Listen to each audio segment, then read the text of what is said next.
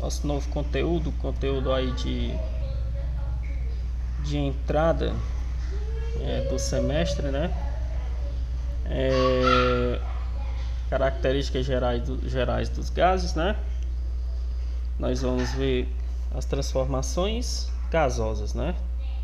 Perdão, não seria exatamente características gerais dos gases. Nós vamos ver as características gerais deles para entender o que na verdade se intitula de um gás ideal. Mas o que nós vamos estudar em si são as transformações que esse gás ele pode sofrer, que são três transformações que a gente considera, que são transformações quando a temperatura está constante, a sua pressão fica constante, ou se porventura o seu volume ficar constante, tá certo? São definições, pessoal, simples. Não se preocupem com o decorrer dos exemplos aqui, eu tenho certeza que vocês vão conseguir interpretar, tá certo? Então é o seguinte, ó. Qual é a característica de um gás, pessoal? O gás, pessoal, ele é conhecido muito como um fluido, certo? Não sei se você já ouviu essa definição, fluido gasoso, tá certo? Então tudo que eu falo, geralmente quando eu falo em gás, eu estou dizendo os fluidos, tá certo? Da matéria, né? Claro. Aí, assim, os gases, pessoal, eles não conseguem passar do estado gasoso para o estado líquido apenas aumentando a sua pressão ou se diminuir a temperatura, porque eles têm o que a gente chama de temperatura crítica. Então, assim, por exemplo, se você pegar como exemplo a temperatura da água, a água a 100 graus Celsius, ela já não está totalmente em vapor. Quando você pega a água aí para ferver na sua casa, você vê que quando ela começa a borbulhar, ali já indica que ela está a 100 graus Celsius. Mas a totalidade, o 100% daquele líquido que você coloca ali para ferver, ele já não passa para o estado gasoso imediatamente, vai aos poucos, né? Então é o que eles chamam de temperatura crítica. Aí nós podemos ver, pessoal, algumas características do que a gente vai chamar de um gás quando ele é ideal, certo? Que tem os gases ideais e tem os gases reais, certo? Um gás ideal, ele tem volume variável, né? O que seria isso? Ele adquire a forma do recipiente que o contém. Ou seja, vocês têm três exemplos aqui, ó. Olha só como é simples a interpretação disso aqui. Por exemplo, ó, você tem aqui três recipientes, um meio retangular, né, que é o primeiro, um já meio circular e outro triangular. E você pode perceber que ele se adequa, assim como o líquido, né? Os líquidos também não têm forma própria. Eles se adequam ao recipiente que eles estão sendo armazenados, tá certo? Então, o volume de um líquido é variável, assim como de um gás também, tá certo? Tá bom? Da mesma forma que ele tem o volume variável, pessoal, também ele tem a forma, né? E essa forma também vai ser adquirida de acordo, é claro, com o recipiente, mas também ele vai estar caracterizado também ao estado físico da matéria, tá certo? Ó, se você ver aqui, nesse primeiro exemplo, você tem ele no estado sólido.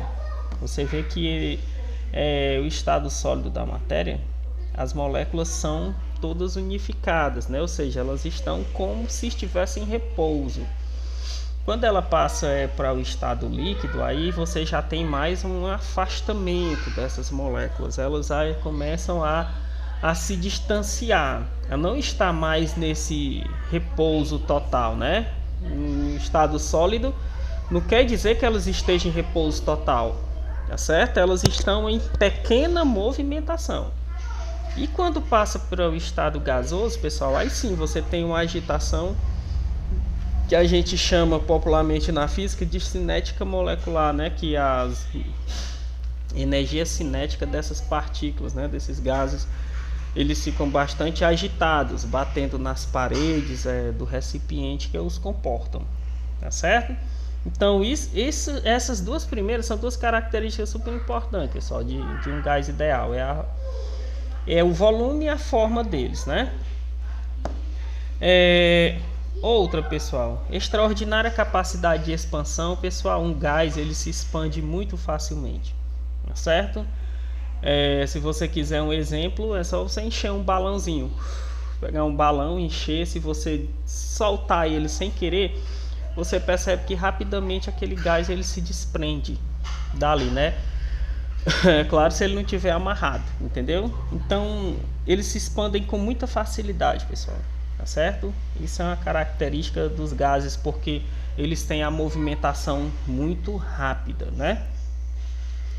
A temperatura aí já vai estar de um gás ideal. A temperatura já vai estar relacionada à energia cinética média das partículas, né? Ou seja, quanto maior a temperatura de um gás, mais agitado ele vai ficar, e quanto menor a temperatura, mais lentamente ele vai se movimentar, tá certo? Que energia cinética aí. Baixa densidade.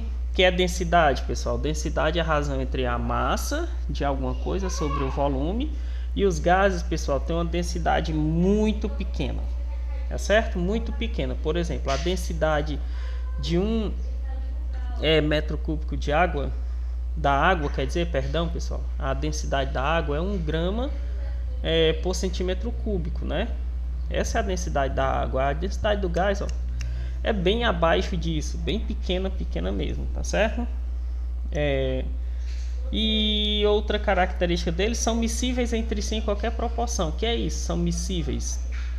É importante ressaltar que esse modelo é para o gás ideal, como eu já falei, né? Tá certo? Quando eu falo em são miscíveis, pessoal, eu estou dizendo que ele só um instante.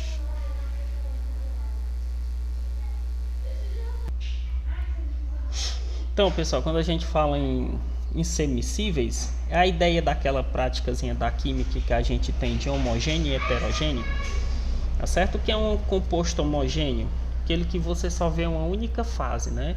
Heterogêneo, quando você consegue ver mais de uma fase, ou seja, duas, tá certo? Então, essa é a característica do gás. Eles são miscíveis, ou seja, eles se misturam ao ponto de você não ver ali, por exemplo, se tiver 2 gases ou 3 gases em um recipiente só, você não vai conseguir diferenciar um do outro, tá certo? Por quê? Porque eles são miscíveis.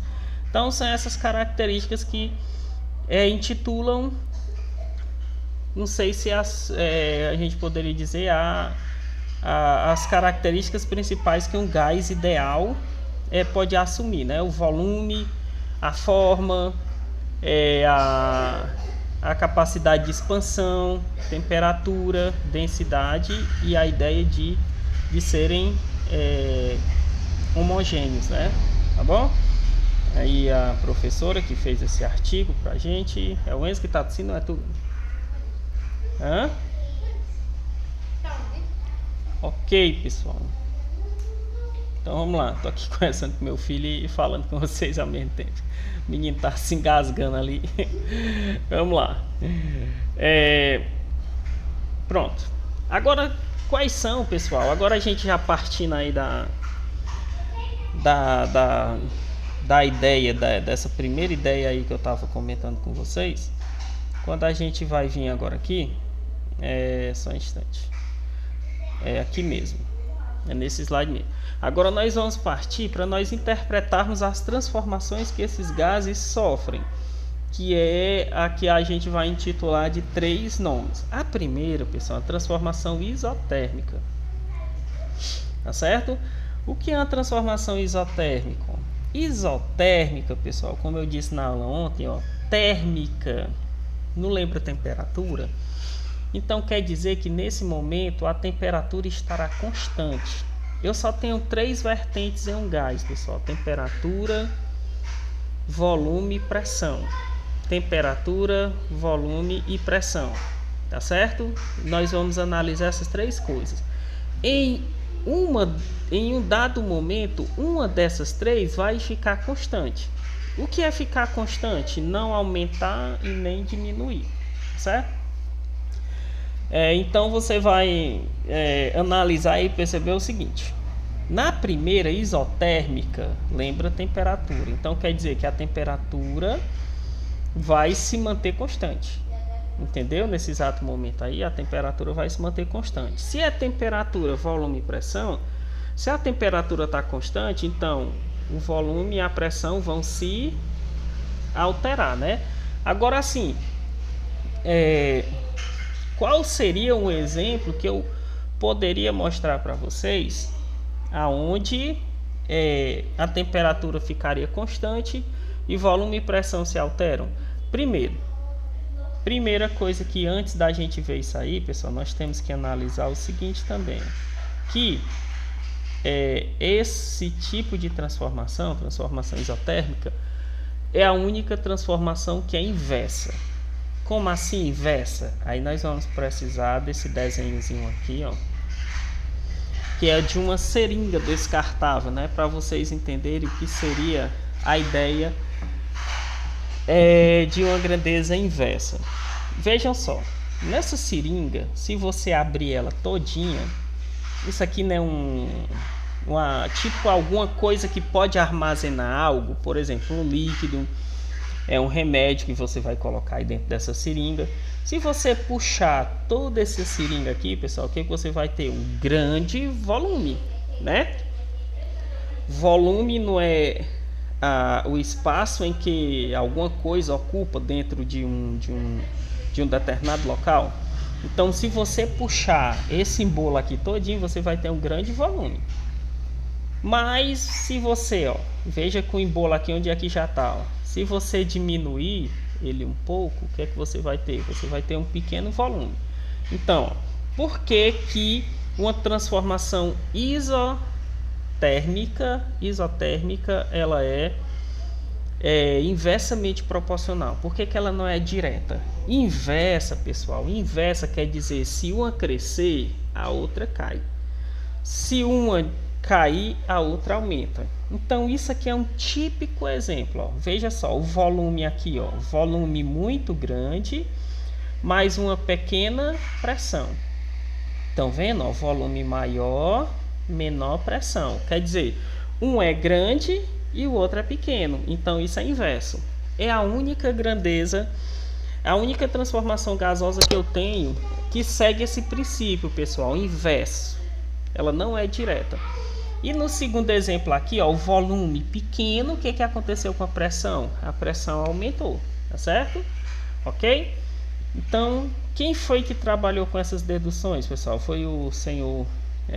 essa lei é uma lei conhecida como a lei de Boyle e Mariotti. Por que Mariotti? Porque foram os dois que trabalharam, acredito, eu não me lembro bem, mas não foi simultaneamente, pessoal. O livro de vocês até fala isso. Começou a estudar e mais depois o outro tipo sintetizou, organizou a fala e então se criou essa primeira transformação gasosa, tá certo? Transformação gasosa, qual é? Isotérmica, tá certo? Quando a temperatura é constante e o volume e a pressão são inversamente proporcional. Veja o gráfico dela, pessoal, como faz sentido, ó. O gráfico com esse desenho que nós temos aqui embaixo, ó, aqui a pressão vezes o volume, né? Veja, ó, quanto mais o volume aumenta, ó, quanto mais o volume aumenta, o que que acontece com a pressão? A pressão vai decrescendo, né? Ou seja, sempre que um cresce, trazer para cá. Sempre que um cresce, o que é que acontece com o outro? Diminui, ó. Tá vendo? Aqui embaixo, nesse desenho também, ó, decrescente, né? Ó. Esses pininhos que estão aqui em cima é a pressão. Esses pininhos que estão aqui em cima é a pressão. Então, ó, pouca pressão, muito volume. Aumenta a pressão, diminui o volume. Aumenta a pressão, diminui o volume. Entenderam? Então, nunca ela vai ser direta, porque se ela fosse direta, se um crescesse, o outro crescia também. Está acontecendo o contrário, né? Um vai crescendo e o outro diminuindo, tá tá bom? Essa é a primeira grandeza que eu chamo, grandeza isotérmica. Pessoal, no nosso dia a dia, no corpo humano, nós vemos diariamente ou constantemente nós fazemos a lei de Boyle-Mariotti no nosso corpo, que é um exemplo de transformação isotérmica dentro do nosso corpo humano, a nossa respiração, né? Você sabe que a gente respira o gás, né? O O2, o oxigênio. Nós captamos o oxigênio da natureza, né? Quando nós estamos respirando, ó. Quando nós fazemos isso, o que é que acontece? Nós enchemos os pulmões, pessoal, de O2. Aí, quando eu digo assim, encher, quer dizer que os pulmões aumentaram o volume, né? Ó, você está expirando, ó. Você está enchendo, você está puxando oxigênio, está enchendo seus pulmões de ar. Depois, o que é que você faz? Você solta, né? Você enche e solta, quer dizer, você aumentou o volume e depois diminuiu o volume dos seus pulmões. O que é que aconteceu? Quando você aumenta o volume, você está diminuindo a pressão, né? E quando você inspira, faz a inspiração, que você está diminuindo o volume, você está aumentando a pressão, tá certo? Esse mesmo caso, pessoal, um caso muito parecido que acontece é o caso dos mergulhadores, tá certo?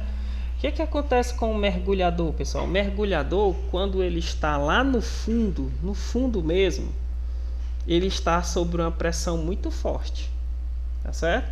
Ele está sob uma pressão muito forte. Ali, quanto mais para baixo, pessoal, que nós andarmos, tipo assim, se você está numa piscina, essa piscina, só uma hipótese, ela tivesse 20 metros de profundidade,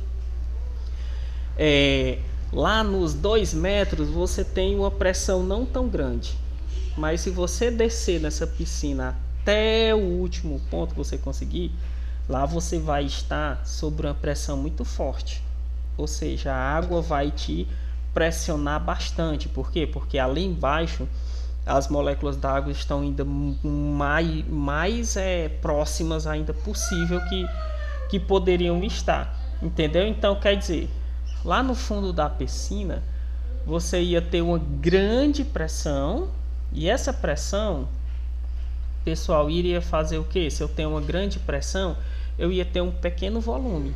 Olha como faz sentido. Se a água está pressionando o teu corpo, o que está acontecendo com teus pulmões? Eles estão ficando imprensados, né? Literalmente, certo? Supostamente, ou seja, a pressão da água está pressionando teus pulmões. Se ela está pressionando, o que acontece com teus pulmões? Eles vão ficar com um volume pequeno, vão estreitar, entendeu? Então, ó, quanto mais fundo, mais pressão. Quanto mais fundo, pequeno volume. Então, quando você vai subir, aí você vai subindo dessa piscina, você não pode subir de uma vez. Por quê? Porque se você subir de uma vez, pessoal, o volume vai aumentando. Quando você vai subindo, ó, o volume vai aumentando. Se o volume aumentar de uma vez, pode ser que venha uma sobrecarga sobre os teus pulmões e eles possam não aguentar. Entenderam? Em tese, pessoal, isso acontece com os mergulhadores, tá certo? Quando eles mergulham, eles sofrem uma grande pressão. E quando eles sobem, o volume vai aumentando. Então, eles têm que subir devagar. Tem que subir devagar, porque pode ser que o volume venha de uma vez e pode estourar, Deus o livre, aí os pulmões do nadador, tá bom? Então, essa é a primeira transformação isotérmica. Quem é que não muda na isotérmica? A temperatura. Quem é que muda? Quem são as grandezas que oscilam? Pressão e volume, tá certo? Ok? Segunda. A segunda, pessoal, que acontece é a que a gente chama de isobárica. Isobárica, pessoal, quem vai se manter constante agora, quem vai se manter constante agora é a pressão, tá certo? A pressão vai se manter constante. Se a pressão se mantém constante, quem são as outras duas que eu tenho? volume e temperatura. Então, se a pressão não muda, quem muda é a pressão, ou quem muda é a temperatura e o volume, tá certo? Nessa transformação isobárica, pessoal, nós temos que entender o seguinte. Não sei se vocês se lembram da definição de pressão atmosférica, tá certo? Do que é pressão atmosférica. Por exemplo, se eu desenhasse um negócio aqui, não muito bem desenhado para vocês, mas só para fazer uma suposição. Se eu dissesse a vocês que isso daqui, pessoal, fosse o mar. Imagine que isso aqui fosse o mar, tá certo? Vamos pintar o nosso mar. Imagine que isso aqui seja o mar, tá certo? Imagine que isso daqui que eu estou pintando seja a terra, tá certo? Onde você pisa, lá na areia da praia, tá certo? E aqui, pessoal, fosse, acho que tá pegando aí talvez a minha imagem lá mais para cima. E aqui, ó, que eu tô desenhando, fosse subindo um pouco do nível do mar, entenderam? Então aqui tem o mar.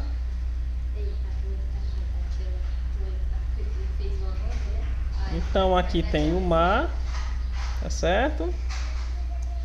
O mar. Aqui tem a areia, né, da praia, a areia da praia, que a gente vai chamar de nível, né? Nível do mar. Por que eu vou chamar de nível do mar? Porque você está no mesmo nível que o mar, tá certo? Você está no mesmo nível que o mar. E aqui como se fosse uma montanha, mais aqui para cima, né? As montanhas ou uma serra, qualquer coisa assim que você imaginar, tá certo? Montanha, serra e etc. O que acontece, pessoal? Nem todas as cidades estão a nível do mar. Algumas cidades estão a um nível um pouco elevado do mar, nunca abaixo, ou no mesmo nível, ou um pouco acima do nível do mar. O que acontece? Um rapaz, pessoal, chamado Torricelli, ele desenvolveu uns experimentos que ficou chamado de pressão atmosférica, certo? Pressão atmosférica. O que significa a pressão atmosférica, pessoal? Ele desenvolveu um experimento com mercúrio, com um bastão de mercúrio. E ele, com esses bastões de mercúrio, ele conseguiu perceber que a nível do mar, a pressão atmosférica que exercia sobre esse mercúrio, que é um metal líquido, né? 766 miligramas de mercúrio, tá certo? THG, tá certo?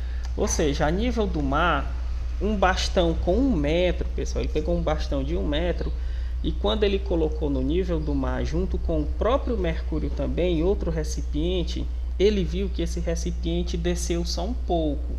Ou seja, esse descer que ele quer dizer, ele fez lá através do...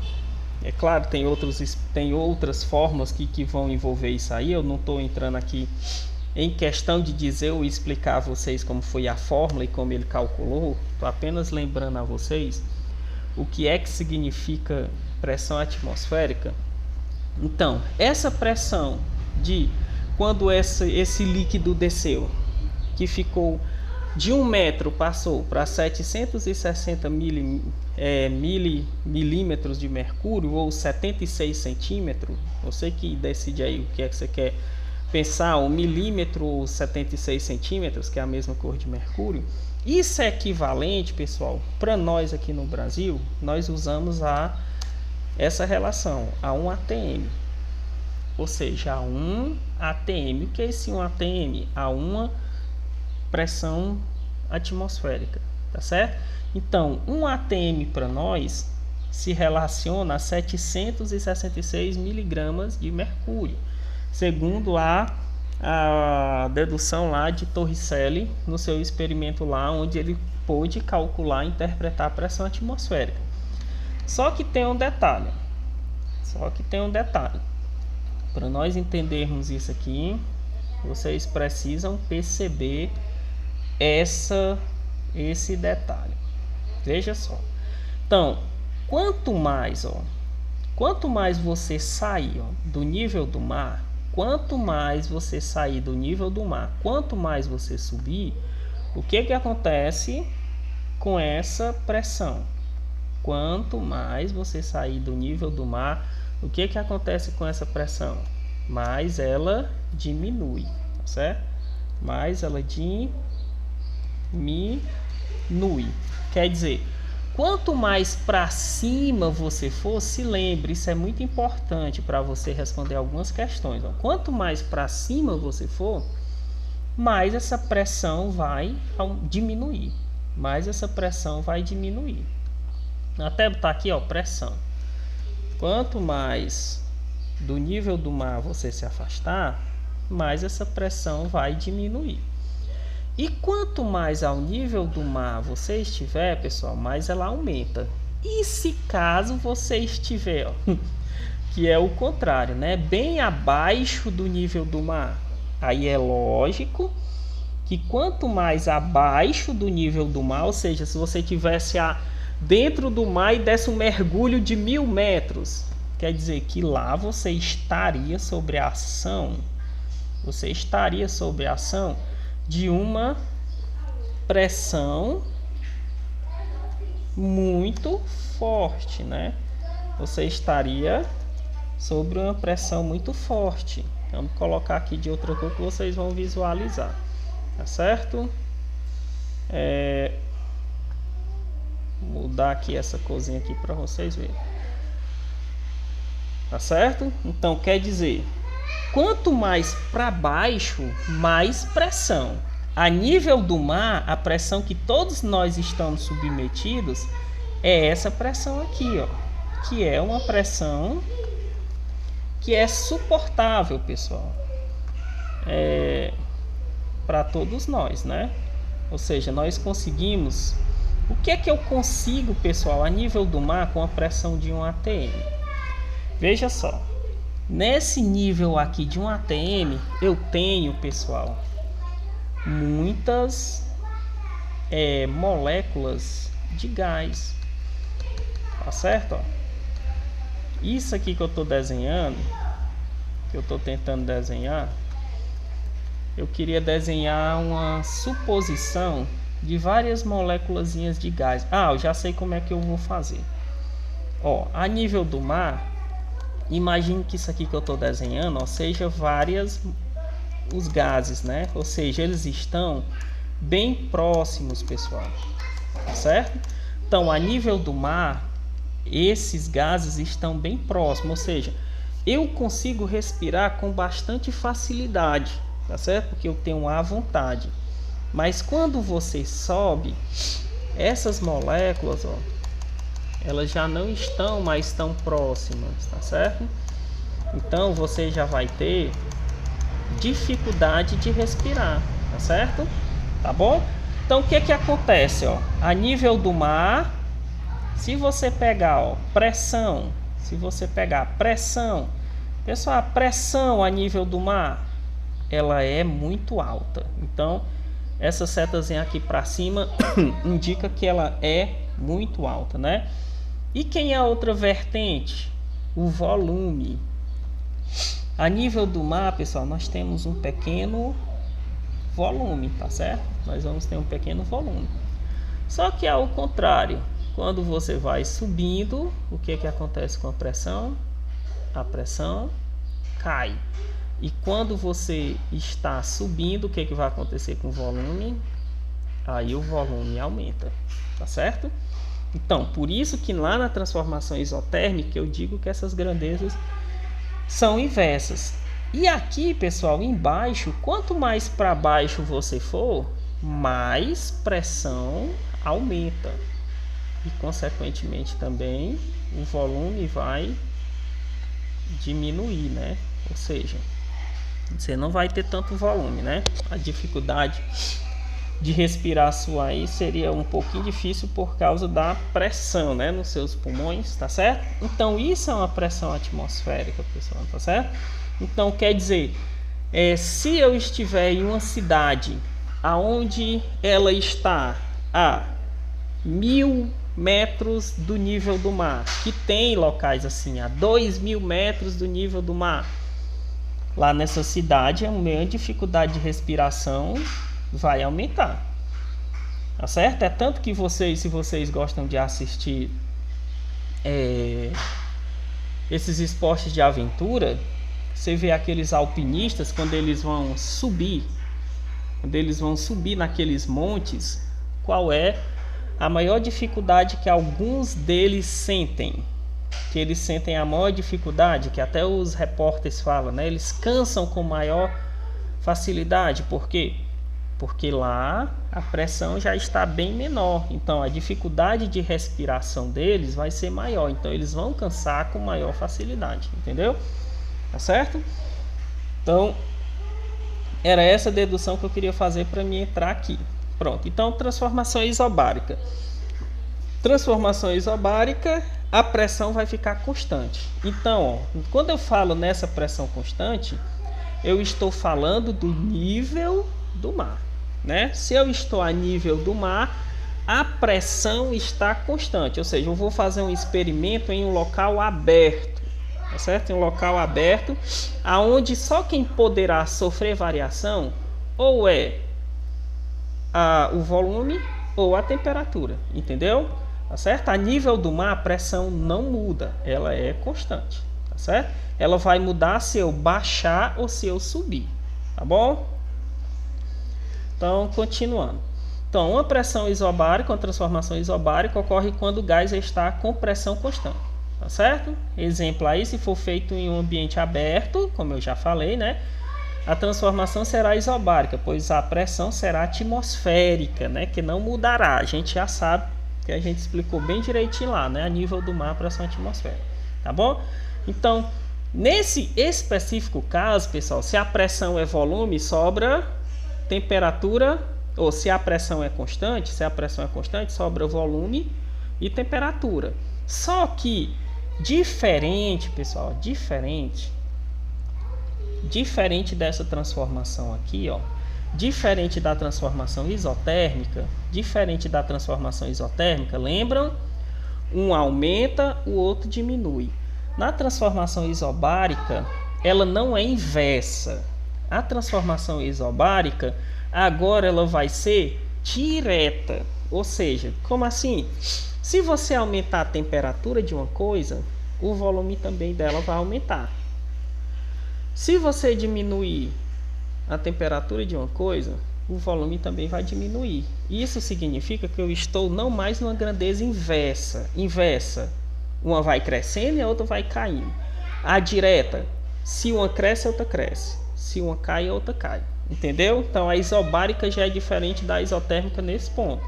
E ela foi deduzida, pessoal, nesse sistema por esses dois grandes homens aqui também, né? Que no caso aí foi Jacques Charles, né? Charles, e que é muito conhecido como Gay-Lussac, né? Tá certo? Joseph Gay-Lussac. Olha a data, pessoal, 1823, né?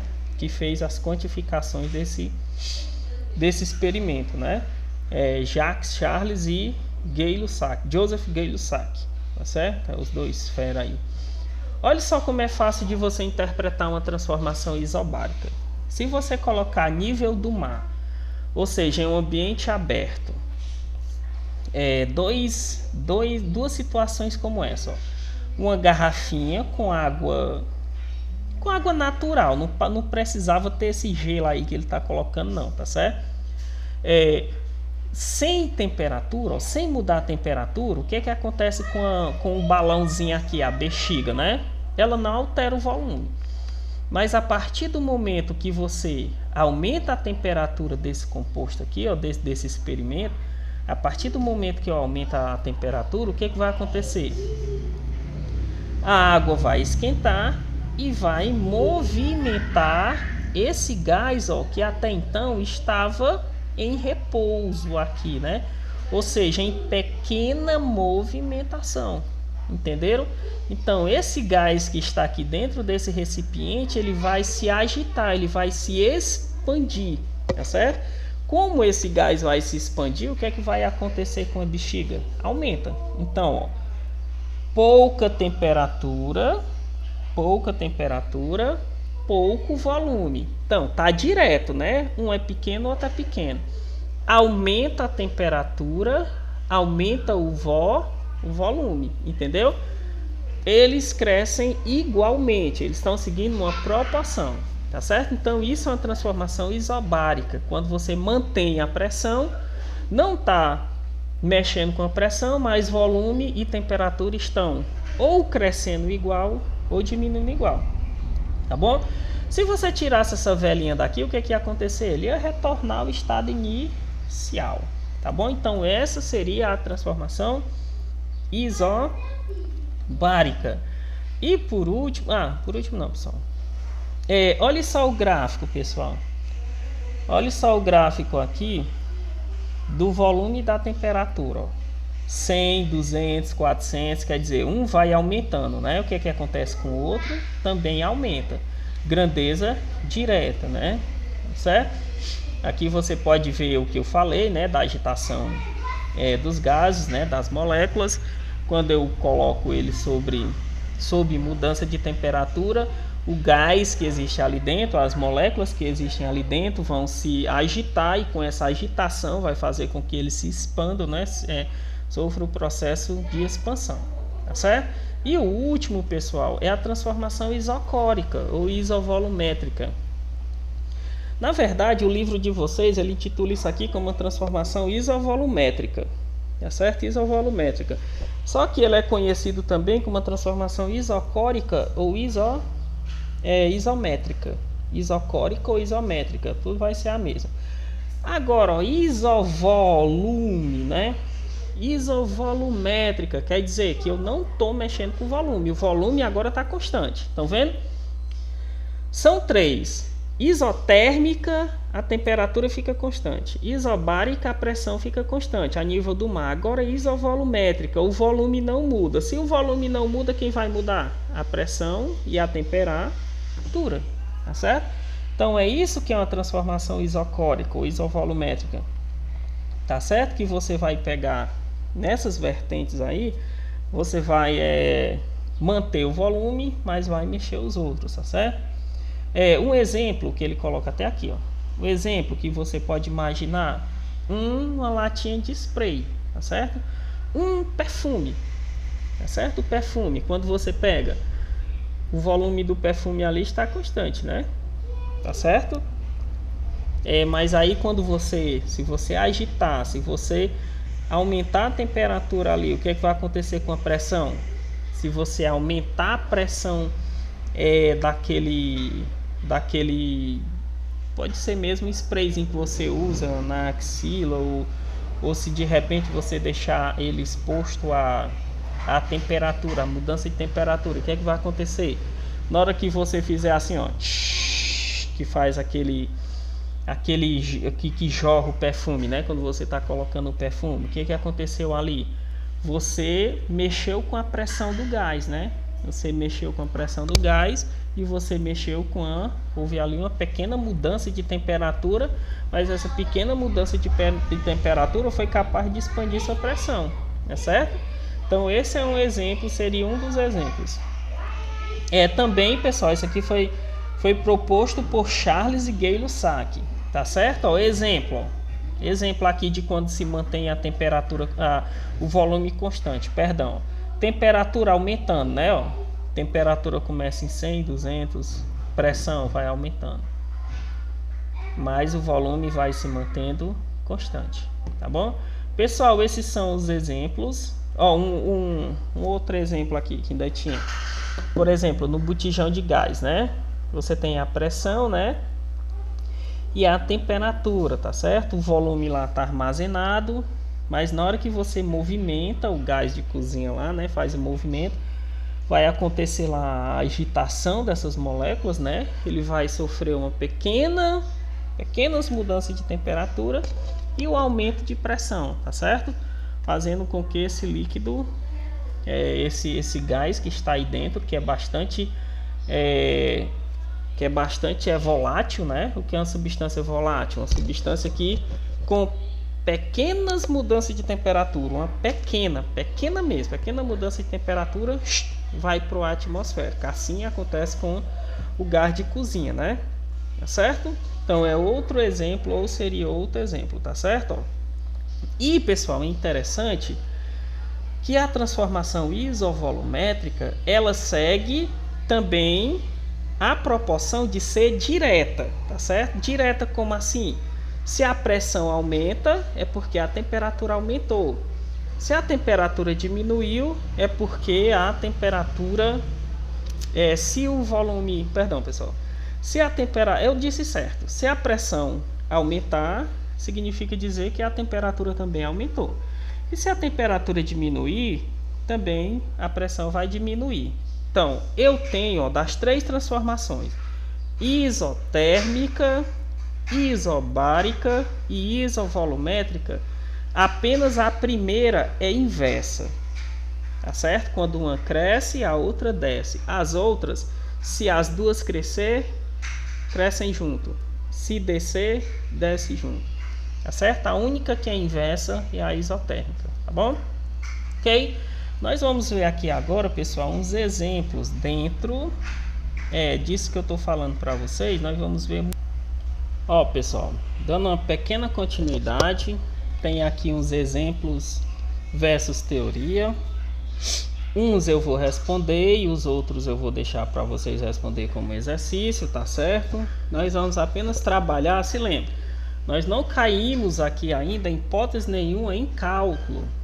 Estamos caindo apenas em teoria, tá certo? As partes de cálculo vai ficar para a próxima semana. Então, vamos lá, ó. Nas lições iniciais de um curso de mergulho com equipamento autônomo,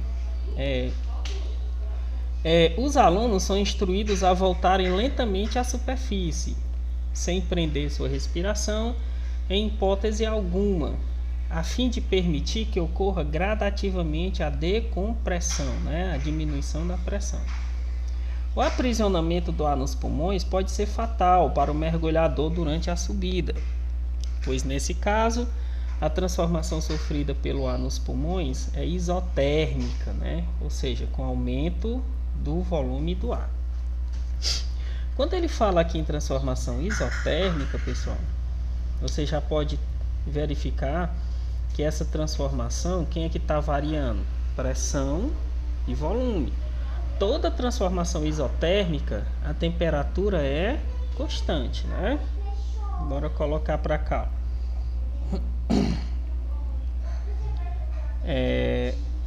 Toda temperatura, pessoal, vou escrever aqui para a gente poder interpretar melhor, tá bom?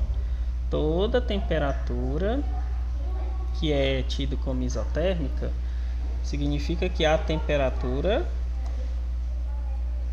é constante, né? T é constante. Vamos botar só T? T você sabe que é a temperatura, né? T é constante, tá certo? Se T é constante, quem é que vai oscilar? A pressão e volume. Só que aqui depende, né, pessoal? Porque essa grandeza aqui, ó, essa grandeza isotérmica é a única inversa, né? É a única inversa. O que é que significa, senhor, a única inversa?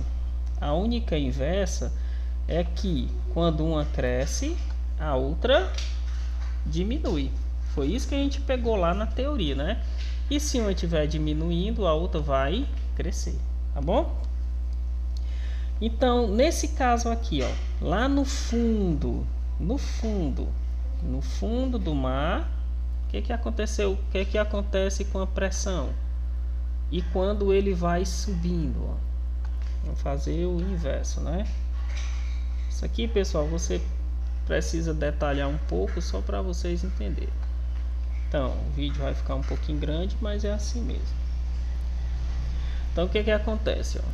Na situação, se ele estiver indo bem para baixo, o que vai acontecer com a pressão? A pressão aumenta, né? O que vai acontecer com o volume? Volume diminui, tá certo? Aí quando ele vai subindo, o que vai acontecer com a pressão? A pressão vai diminuir, é o contrário, né? E o que vai acontecer com o volume? O volume vai aumentar, certo? Então, por isso, pessoal, que um mergulhador ele tem que subir lentamente, tá certo? Porque se ele subir rapidamente, a pressão não vai descompressorizar, né? Como é que a descompressão, né? Não vai sofrer essa gradativa descompressão, porque lá no fundo a pressão sobre ele estava muito forte, né? Então ele vai subindo, a pressão vai diminuindo e o volume vai aumentando, tá certo? Então pode entrar aí um excesso de ar acima do normal que ele possa suportar, tá bom? Interpretaram? Segundo exemplo, você estaciona seu carro movido a gás natural no sol, tá certo? Considere que o gás no reservatório do carro se comporta como um gás ideal. Qual é o tipo de transformação gasosa e seu respectivo gráfico nesse fenômeno termodinâmico? Mas vamos só dizer aqui, pessoal, nesse exemplo, que transformação gasosa poderia estar acontecendo. Nas capitais, pessoal, ainda existem. Aqui em Crateús a gente não vê, mas na capital existe muitos transportes que são movidos a gás natural, tá certo? Eu tenho um cilindro, né, formato tipo uma lata de óleo, só que maior, né, na sua dimensão, bem revestido, né?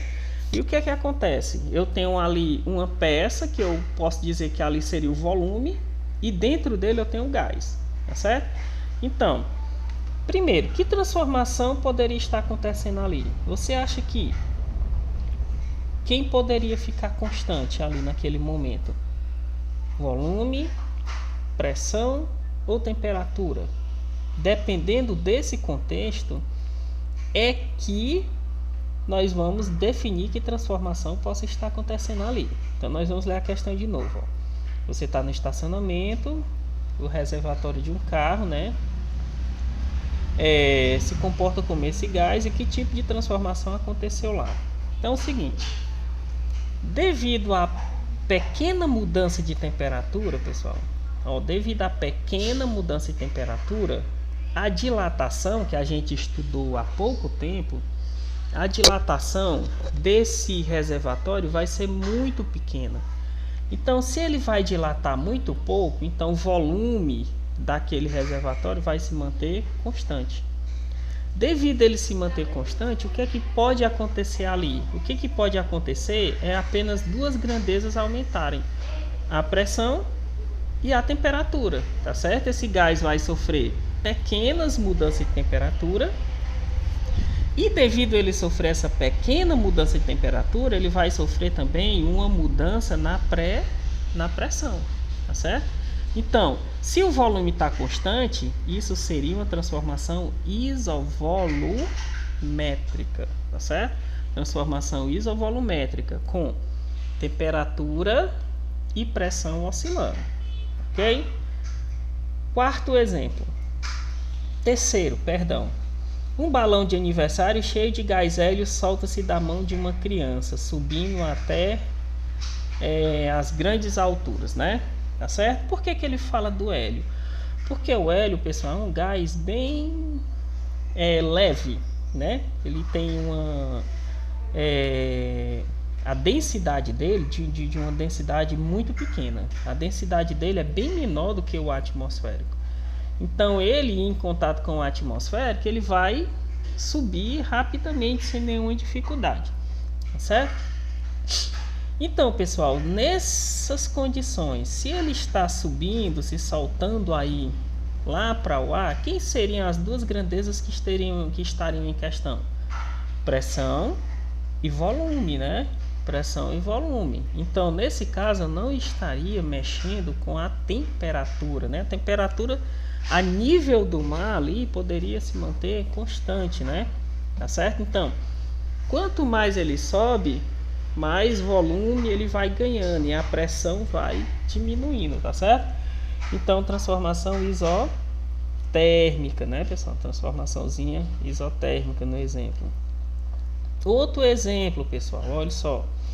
Nos manuais de automóveis na seção que trata da calibragem dos pneus, junto a ela é recomendado que se siga as seguintes instruções, que os pneus devem ser calibrados enquanto frios, tá certo? Enquanto frio. Pessoal, aí ele diz assim, o motivo da recomendação é que se calibrarmos os pneus quentes com a pressão recomendada, ao esfriarem a pressão cairá, ou seja, os valores mais baixos que o recomendado.